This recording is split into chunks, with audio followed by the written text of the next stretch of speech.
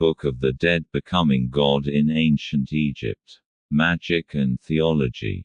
Divinization and Empowerment of the Dead.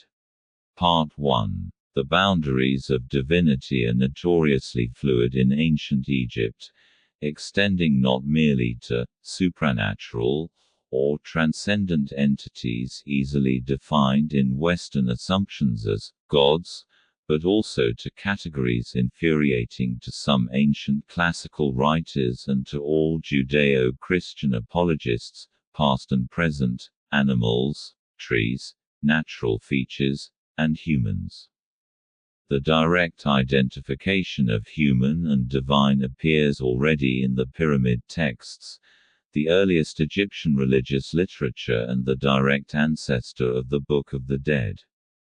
In that corpus, the humans so associated was not a general, everyman, but the king and two queens, whose divine status was assured in life and transmitted in death. While some elements of the pyramid texts, such as anti-serpent spells, need not have been restricted to royalty, the direct identifications with deities focus specifically on the king. An incarnation of the god Horus in life, the king is directly addressed or otherwise equated with Osiris in death. Thus spells repeatedly open by hailing, O Osiris King so and so, Part 25, 27, 28, 38, 47-49, 57-59, 61-71, etc. While in the recitations of spells 4 and 5 the goddess Nut gives the king, his sisters, Isis and Nephthys, who are in fact the sisters of Osiris. The transformation of the divinized Horus king into the divinized Osiris king is expressed in phraseology that has proved difficult to translate.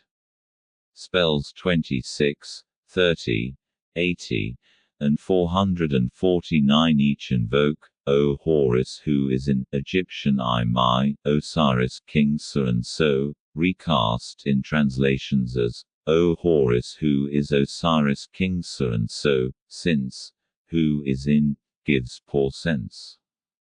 The sense is not, however, problematic but indicates that the former living Horus king is now indwelling in the god of the dead, Osiris. They have fused. Conversely, spell 570 places Re within the king. Your nature is in King so and so, O Re, and your nature is nourished in him, O Re. Similar terminology is used in the tomb of Nefertari, wife of Ramesses II, to describe the merging of these cosmic gods of life and death. It is Re who resides, rests in Osiris, and Osiris who resides, rests in Re.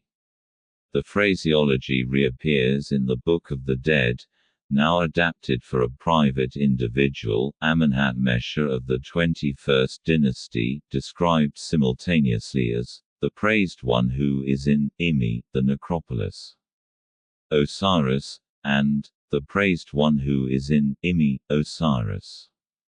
With similar implications, BD 127 20th dynasty notes that the deceased both equals and resides, rests in the soul of Osiris.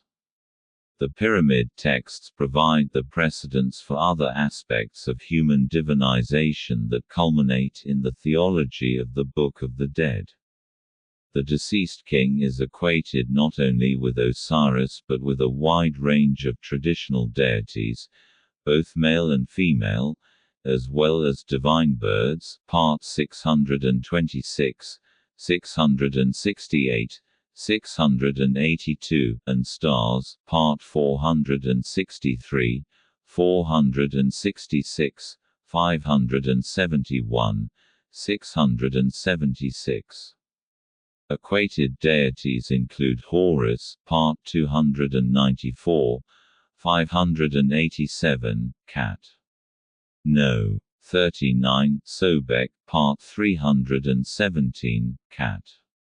No. 43, Shu, Part 360, The Eye of Re, Part 402, 405, Satis, Part 439, Bat, Part 506, each of the four sons of Horus, Part 506, 573, Juan Anwi, Part 506, Anubis, Part 578, Cat.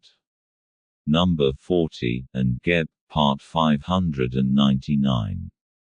Put simply, PT 33 declares, Nut has caused you to be a god to your foe in your name of God. Such extensive divine associations become commonplace in the subsequent coffin texts and Book of the Dead.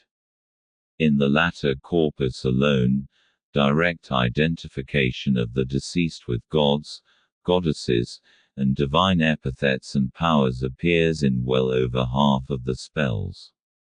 Of these identifications, the bare statement, I am deity X, Inc. Dien, occurs 134 times in the 165 spells of the Papyrus of Iwavank p. Turin 1791, the source of standardized Book of the Dead editions. Examples of Inc. without following noun are gathered in Bach's Book of